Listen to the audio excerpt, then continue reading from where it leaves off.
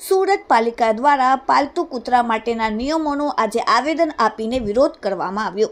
સુરત મહાનગરપાલિકા દ્વારા કૂતરા માટે રજીસ્ટ્રેશન કરવાનું ફરજિયાત કરી દીધું છે અને લાયસન્સ માટેના નવા નિયમોએ શહેરના ડોગ લવર્સ માટે ભારે રોષ જગાવ્યો। આ નિયમોના વિરોધમાં આજે ડોગ લવર્સ સુરત કલેક્ટર કચેરીએ આવેદનપત્ર આપવા પહોંચ્યા હતા, જ્યાં તેમણે મનપાના આ નિર્ણયને અયોગ્ય ગણાવ્યો।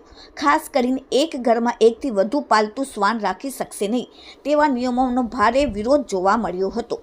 મનપા દ્વારા ઘડવામાં આવેલા નિયમોમાંથી એક ઘરમાં એકથી વધુ પાલતુ કૂતરા રાખી શકાશે નહીં તેવા નિયમે સૌથી વધુ વિવાદ જગાવ્યો છે।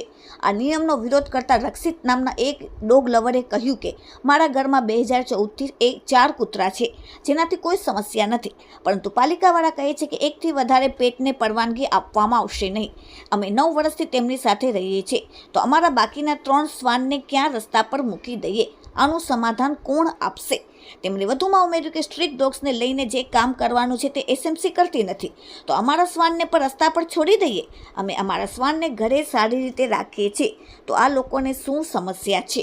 આવેદન આપવા આવેલ ડોગ લવર્સે સુરતમાં પશુઓના કલ્યાણ અને આરોગ્ય સેવાઓની અછત અંગે પર ગંભીર ચિંતા વ્યક્ત કરી હતી અને મનપાને પાલતુ પ્રાણીઓ માટે વધુ સારી તબીબી સુવિધાઓ અને કલ્યાણકારી યોજનાઓ પર ધ્યાન કેન્દ્રિત કરવા માટે અપીલ કરી હતી, નો કે બિનજરૂરી અને અયોગ્ય નિયમ લાદવા માટે।